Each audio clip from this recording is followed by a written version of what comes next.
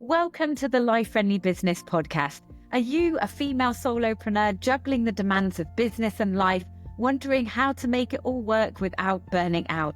You love your business, but the overwhelm, the endless to-do list, and constant juggling makes you question whether it's worth the toll on your life. Here's the truth. You don't have to choose between a thriving business and a life you love.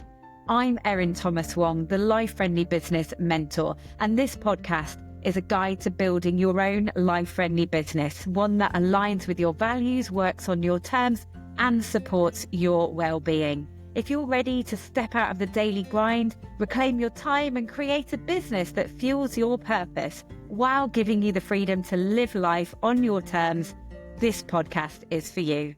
Welcome back to the Life Friendly Business Podcast. I'm your host, Erin Thomas Wong, the Life Friendly Business Mentor. And today we're talking about building emotional resilience. Running a business is not easy. On a daily basis, you might have to be making decisions that you don't feel qualified to make. We have to wear so many different hats, and that we have to acknowledge the fact that we don't know everything, and we don't know what we necessarily don't know. And often, we're time poor. We're having to make decisions much faster than we would like to. And also, we've got other responsibilities going on as well. And so it's really easy to get overwhelmed by our business and also find ourselves beating ourselves up for the decisions that we have made. It might surprise you to hear that 60% of small businesses fail within the first 3 years. It's just a testament to the fact that running a business is not an easy option, but you're still here and you're still doing it. And so what can we do to be able to build up our resilience so that when things feel really hard, when we need to overcome challenges, we have the inner strength to be able to do that? The definition of resilience that I'm working to today is about the ability to bounce back from difficult times. And obviously, this can be difficult times in your business, but it can also be difficult times in your life. And I'll always remember hearing the idea that if we think about our stress levels as a scale of 1 to 10, if we are living on a daily basis on like a 7 or an 8, when something really goes wrong, when something happens, whether it's a curveball in our life or in our business, it's so easy for us to spill over the top. And literally, that's when we burn out. That's when meltdown happens. We just can't cope. And what we need to be doing is trying to work out how to live our normal everyday on a lower point on that scale. So if we can bring ourselves down to a 5 or lower on a daily basis with our stress levels, then we're going to have more capacity to deal with things when they go wrong. I think a perfect example to talk about resilience is about the pandemic and how, if you were running your business back then, you will have had to adapt and evolve in order to keep it going, to keep the wheels turning during COVID. And, it really was a testament to the businesses that were able to keep going, that just showed the resilience that they had to be able to adapt with the different situations, because there is so much that happens that is outside of our control, but all we can do is focus on what we can control. So can you think back to times in your business where you have had to take a different tact and actually it's made your business better for it? There's so much that we can be doing as well with our own well-being and our own personal development to help us build this resilience so that when things go wrong, when things that are out of our control happen, that we don't immediately think the worst. This is also about having a growth mindset rather than a fixed mindset. It's about recognizing that things are going to change, but that's okay and we can deal with it. I think, one of the main things that we have to do as a business owner is kind of roll with the punches and work out how we can make the best of a situation. And I know that at the moment, the world is a really, really difficult place, and there's a lot of people in really hard situations where they are making different decisions to what they might have done in the past. And that is affecting a lot of our businesses. How people are spending money, that is changing what they're investing in, what they feel confident to commit to. And yeah, we can feel really sorry for ourselves about that, or we can think, right, what are we going to do? What can we do? What is in my control to be able to help in this situation? And a friend said to me recently, actually, you're the kind of person that you really want to know what your next step is. And she's absolutely right. Like when things are feeling really hard, all I want to do is know what I need to do next. And it's the analogy as well about the staircase. Like, you don't have to be able to see every step right to the top of the staircase. You just need to see your next couple of steps. And that can really help with reducing the overwhelm as well of all the decisions that we have to make in our business. So it would be great, wouldn't it, if we could build our emotional resilience? So how can we actually do that? And I've got 5 things that are going to help you. Number 1, having some acceptance around the fact that things will go wrong. Things will go wrong in our life and our businesses. The truth is, you will make some bad decisions along the way. We all do.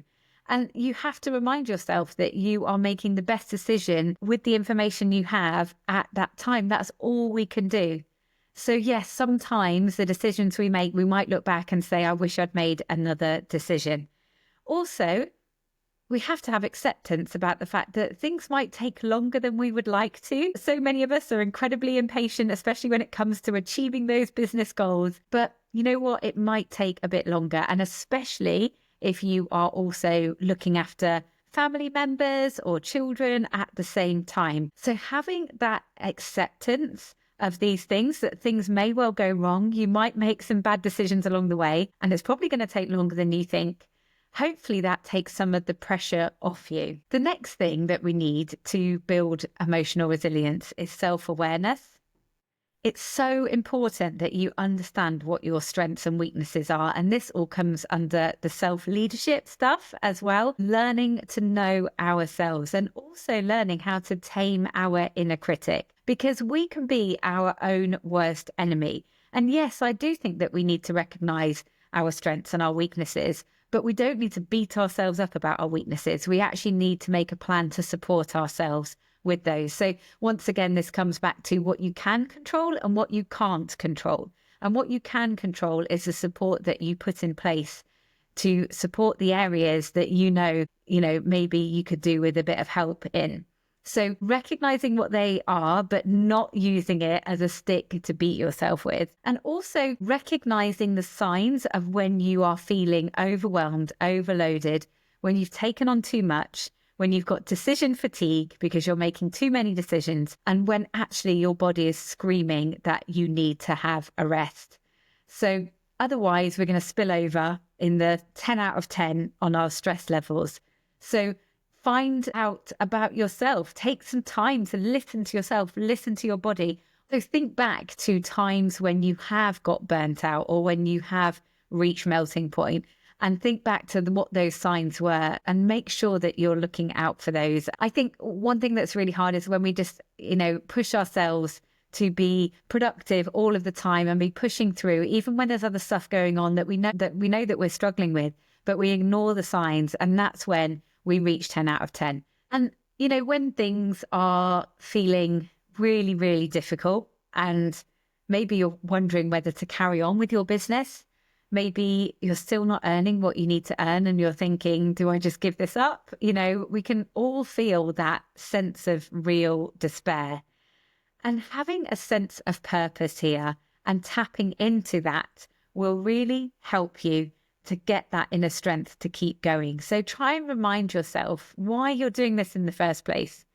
Why did you start your business? Hopefully it came from a place of passion and you're able to tap back into that. What gap did you see? What pain points or area did you see people struggling with? And you thought, do you know what? I can help them with this. What's your mission? What change do you want to be to the world? Try and reconnect with your sense of purpose. And, recognize as well that everything that you're going through now actually will help you in the long run, because every lesson we learn, we're able to then implement it and pass it on to the people that we're working with. So it is a journey, isn't it? Life is a journey, and we are learning things every single day that might help someone else who's 2 steps behind us. So recognize that even if you're feeling like things are really, really hard at the moment, that everything you're going through is going to be able to help someone else, or you're going to be able to strengthen your business because of it. So this is once again about looking on the bright side, and being able to tap back into your why will help you more when you're thinking about what your strategy is here. Why are you doing what you're doing? And what can you do to make sure that you are achieving what you want to achieve and having the impact that you want? Number 4 is about learning to be flexible. I am a little bit of a control freak. I like to know what's going on. I like to make sure that everything's done in a certain way. And you could say that it took me quite a while to learn how to be flexible. And I remember my mum with this analogy about the willow tree. And she said, you have to learn to bend like a willow tree. And that was really hard to take on board, but it really has made me more resilient. The idea being that if a normal tree is in a storm and it's being battered by the winds, it might snap, depending on how wide the trunk is, the tree might snap. Whereas with a willow tree, the tree is designed to bend with the wind. And that's what we need to be trying to learn to do. And this also comes into play when you have kids as well, because we want things doing in a certain way and they might not be doing it in the way that we want to. And so we have to learn to be flexible and to adapt. And like I say, things are going to be happening every week that are out of our control. So how can we bend like a willow tree in order to accommodate for that? And also, how can we be prepared to tweak the things that we're doing so that it fits with the changing times and the changing environments that we're in? And recognizing that there are going to be setbacks and that is just all part of the journey. So, really releasing that control that we like to have and learning how to be flexible. And then the last thing to build our emotional resilience is to protect your energy. And I talk about this a lot with the life-friendly business approach, because you are your biggest asset when you are a solopreneur or a small business owner. And we have to be looking after ourselves so well, and we have to protect our mental energy. And the fact is that we only have capacity for so much. And when we're not feeling great, that capacity shrinks. So that's why when you're more resilient, you are able to deal with things a lot better. So everything we're talking about today is about how you can get yourself in a state where you are able to deal with the challenges that come with being a business owner and make it through with your sanity as well. So you must enforce your boundaries. Your boundaries are there to protect your energy and your well-being. So stop saying yes to everything. Be much more intentional about what you're saying yes to. Recognize that every time you say yes to something, you're also saying no to something else. So we have to be careful with this, because we are so good at being people pleasers. We want to help people. Also, when we're doing something in our zone of genius, it feels easy to us. And it's so easy to say, oh, I don't mind going over and above. I don't mind doing that call for free because, it's easy for me. But the more we do that, the more we overschedule and find ourselves in this place of overwhelm, and then it knocks us over to a 10 out of 10. So the way that we make sure that doesn't happen is by scheduling realistically, being really intentional with what we're saying yes to, and, recognizing that we can't always be in a perpetual harvest. And that comes from Kate Northrup's book, Do Less. She talks about the fact that farmers know that they need to leave the soil to lay fallow so that they have a bumper crop. But yet we expect ourselves to be continually in a bumper harvest season year round.